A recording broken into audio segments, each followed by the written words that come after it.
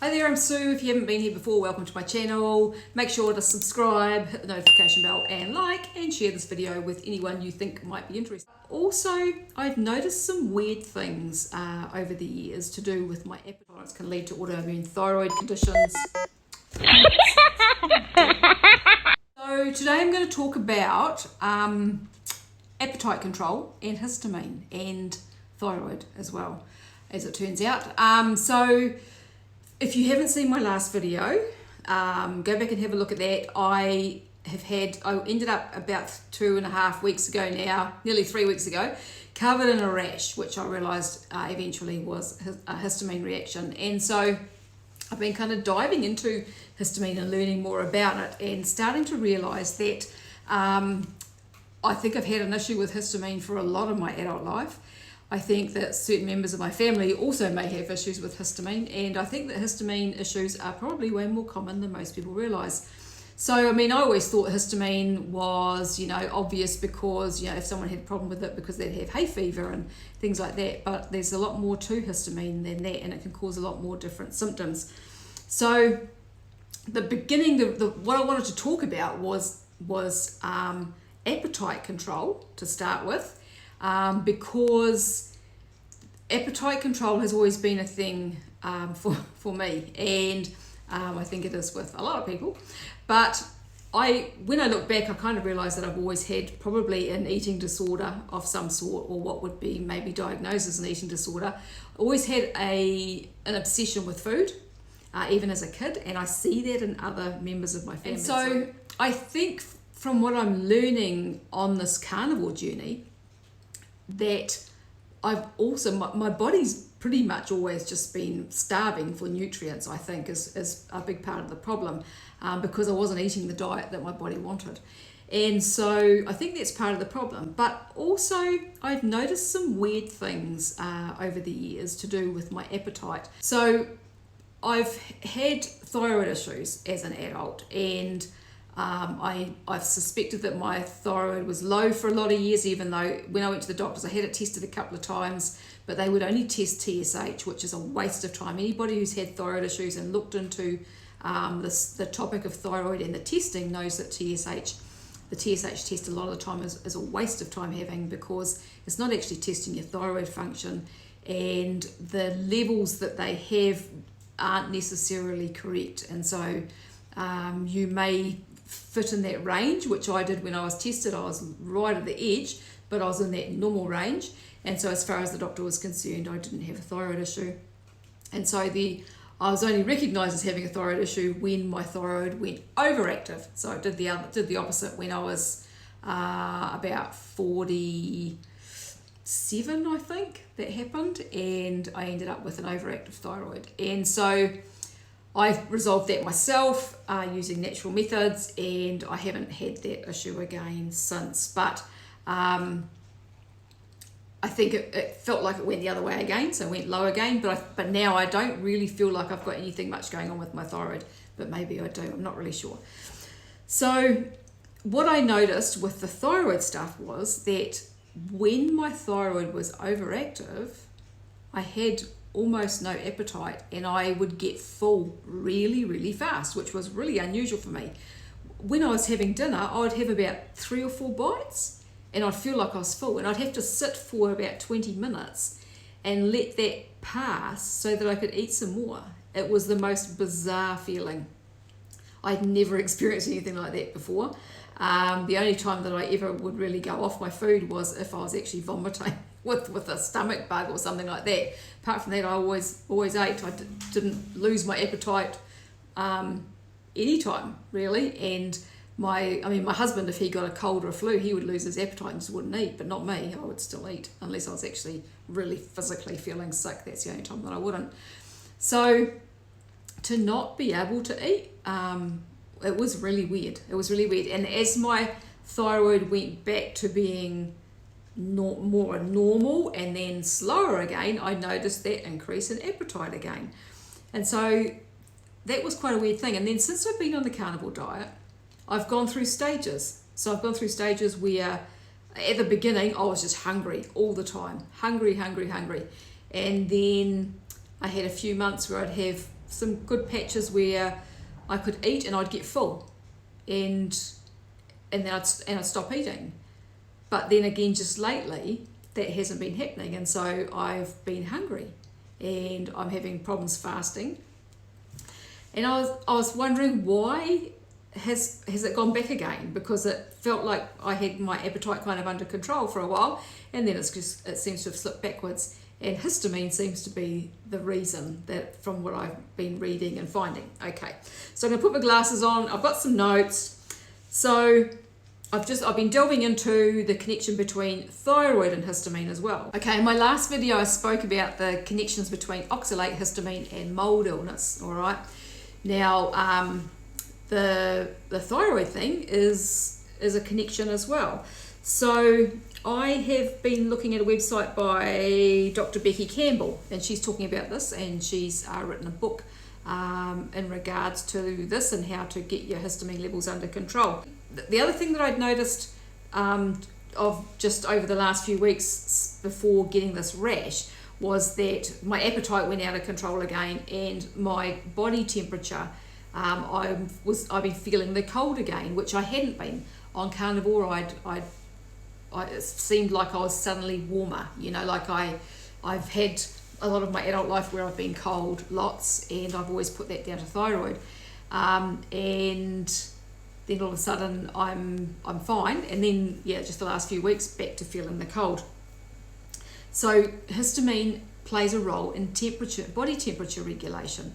So that kind of makes sense that as I was leading up to this blinking rash coming out, which is nearly all gone.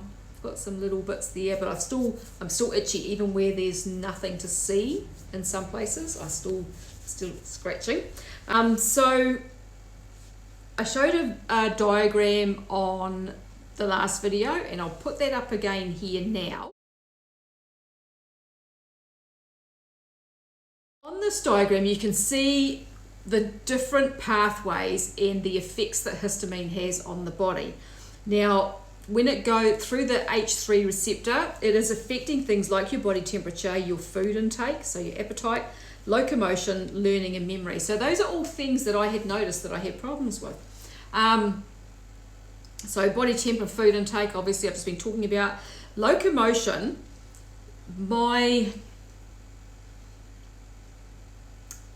I was getting vertigo and dizziness and just a floaty sensation in my head, I guess, for quite a lot of years, off and on. And so I'm wondering if I'm picking the histamine was the issue there, and whether that's through this H3 receptor or the other one that goes to the neurological. I think it was H2, I can't remember. I'd have to have a look on the diagram again, because I'm not looking at it while I'm doing this video. And my memory, I had noticed that my memory wasn't as good as it used to be, and it was kind of deteriorating a bit. So I've always had, for a long time, issues with my memory. I wouldn't remember things that other people would remember when we've been together. Even my husband, he would remember things, places we've been and stuff, and I wouldn't recall what he was talking about. So I kind of had a feeling for a long time that there was something just a bit wonky with my memory that wasn't quite right. So, but that's improved since I've been on Carnivore massively. So I think that the histamine there may be an issue as well, because I see a lot of these histamine symptoms that are listed on Becky's website, for example, and in that chart are things that I've seen in myself, and things that I see, for example, in my mum. My mum's got a lot of these potentially histamine symptoms as well, and I'm pretty sure that's something that's going on with her. So this might be something that's kind of genetic, that's being coming down through, especially my mum's family side. There's a lot of kind of stuff in that side of the family. So some of the symptoms of histamine are diarrhea, headaches, congestion, runny nose, breathing difficulties, low blood pressure, heart abnormalities, hives, asthma, skin issues, crawling sensations on the skin, scalp issues. They can mimic other conditions, and so it's a bit tricky. People will be diagnosed with something else when it may be histamine that's the problem. So I looked up the other day about scalp to see if scalp issues can be caused by histamine, and they sure can. So I've had this scalp issue going on now for about probably 5 or 6 months, and I was putting it down to oxalate or just changes happening in my body, which of course it is, and oxalate probably is involved because oxalate and histamine are very much connected. But my scalp has been driving me nuts. It's been flaky, like it's nowhere near as flaky as it was. It's been so bad. We were having to brush off the bed in the morning, brush off the couch and the cushions, because I'd be sitting there scratching and it's like a snowstorm, like a flurry, like not just little bits, lots. And so it's everywhere. And so it's got a little bit better since these hive things have come out. It got quite a bit better for a few days, and then it's kind of come back a little bit again. But yeah, it's just been driving me crazy. And so I'm picking that's histamine as well, that's causing that. So the enzyme that breaks down histamine is DAO, and I can't remember what that stands for. Can't remember its proper name. Alcohol is a DAO inhibitor, and I know that a lot of the symptoms that I've had that I'm now putting down to histamine were definitely worse when I was drinking alcohol. Occasionally I do still like a glass of wine or a gin with soda water and lemon. The foods to avoid with histamine are things like alcohol, of course, anything that's fermented, olives, pickles, citrus, aged cheeses, dried fruits, nuts and peanuts, avocado, mushrooms, tomato, seafood that's not completely fresh, smoked foods and canned meats. So these are all foods that can contain histamine and can cause histamine flare-ups for those of us who are having issues with histamine. So a lot of those foods are things that have been in my diet lots over the years as well. So as I said, way too much alcohol for way too many years, especially wine. And I mentioned in the last video that it got to the point where wine would just make my skin really flushed. As soon as I started drinking, my skin would just be scarlet. And it's quite embarrassing, you know, when you go out and you go to the toilet and you look in the mirror and your face is just bright red. And that was happening a lot. And I was putting it down to the preservative in the wine, but yeah, obviously histamine, I think, and my nose would block up quite often, way worse. It was pretty blocked most of the time anyway, but it would be worse. Olives were a big part of my diet, and cheese, but dried fruits, like before I went onto Carnivore, dried fruits and nuts and peanuts were a huge part of my diet. Avocados, huge. Tomatoes, those little cherry tomatoes, the little grape tomatoes, absolutely adored them, used to eat loads of those. Never been a fan of smoked foods, which was probably fortunate. So yeah, so on Becky's website, she says, you know, if you think you've got an issue with histamine, try eating a whole bunch of those foods and see if your symptoms worsen, and then avoid them for a week and see what happens. Because some people will say to try antihistamine, but an antihistamine might not work because apparently antihistamines lower DAO production in the body.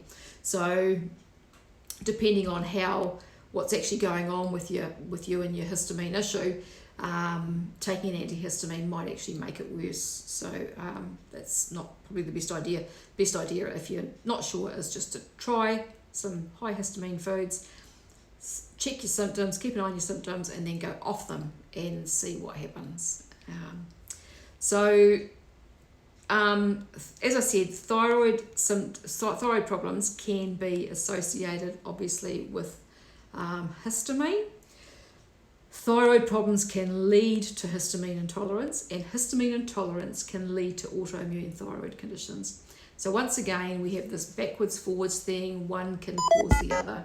Oh, what's happened? Not sure what happened there. My gimbal decided to do something weird and turn itself off. All right, so where was I? So yeah, thyroid can lead to histamine intolerance. Histamine intolerance can lead to autoimmune thyroid conditions. For fuck's sakes, what are you doing? So I'm back. I think something weird's going on with my gimbal and it's doing strange things. So we'll have another go and see if it keeps going. So where was I?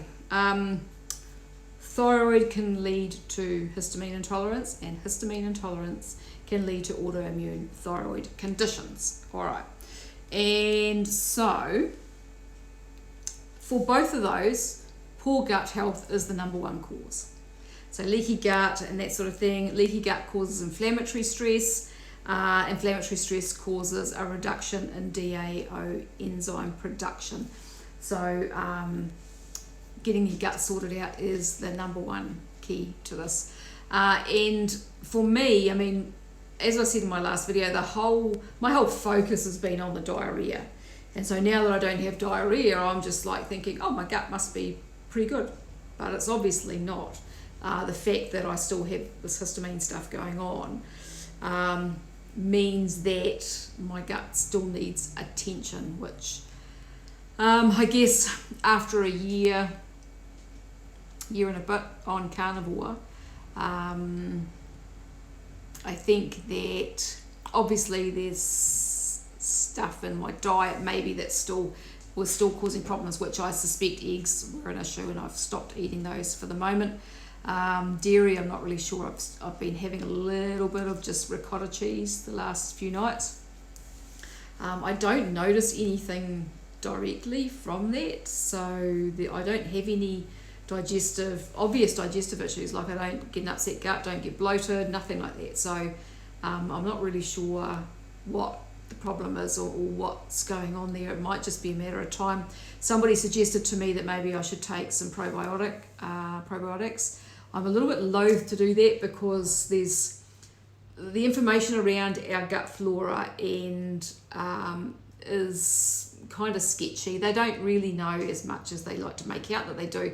And so from what I've seen, like some probiotics can make things worse. So I'm not sure whether to try a probiotic specifically for histamine or for even SIBO, but I don't have any symptoms of SIBO. So yeah, I don't really know what to do there with just to carry on with my diet. I really want to have something that's going to help to increase my DAO levels though. So I was looking at DAO supplements and they are so blinking expensive. I mean, 90 capsules here in New Zealand is $160 or something ridiculous. And a lot of them have excipients in the capsules, and I don't want to take those because some of those excipients can cause things like leaky gut. So you're taking a supplement to try and heal things, and it's potentially making the gut issue worse or keeping it going. So I don't want to do that. So the other option, when I was looking at the DAO, what I realised was that all these DAO supplements are made from pig kidneys. And so I was like, kidney. So I went and had a quick look. Kidney contains DAO. So I've just ordered last night an organ supplement that is just kidney. So I was taking an organ supplement that had kidney in it up until I was taking it just off and on, probably until maybe, I don't know, 3 or 4 months ago, and I ran out. I'm taking other organ supplements at the moment, but nothing with kidney. So I ordered a kidney supplement to try that because the kidney has DAO in it. So that's obviously going to help, I hope. So there are some really good organ supplements around, and they don't contain any excipients. So the organ supplements that I've looked at are just ground, raw, dried organs, usually in a gelatin capsule, sometimes in a cellulose capsule, and that's it. If you want to try taking some kidney or some other organ supplements for deficiencies and for histamine. So I will let you know how the kidney supplements go with this histamine thing. I'm hoping that they will sort my scalp out and these other itchy bits that are still going. So yeah, this I was going to say too is with the thyroid problems, they can be associated with histamine. They have similar causes or contributors, which can be gut issues, deficiencies, genetics, and stress. And so all of those, I tick all those boxes. The anxiety that I didn't know how to get rid of, which is lots better now, was just a major stress. So it's just everything crosses paths. It's not simple cut and dried just histamine, and it's not simple cut and dried just oxalate, and it's not simple cut and dried just thyroid. It's all of these things they cross over. One can cause the other. and they are all interlinked and all playing a role. So yeah, I hope this video makes sense. when I'm actually talking on the camera, I said to my husband, I feel like I'm all over the place, and then when I listen back, I think, oh yeah, no, I'm not too bad. But I have my notes written down and trying to remember everything that I want to say and want to speak about. I'm sure I'll get better with time, and as my brain is functioning better, I'm sure that I'll improve. So just bear with me. Okay, so if you've got any questions or comments, please fire away below. Make sure to subscribe, hit the notification bell, like the video, share with anybody who might be interested in histamine and thyroid issues. And I will talk to you again another day. Thank you for watching. Bye.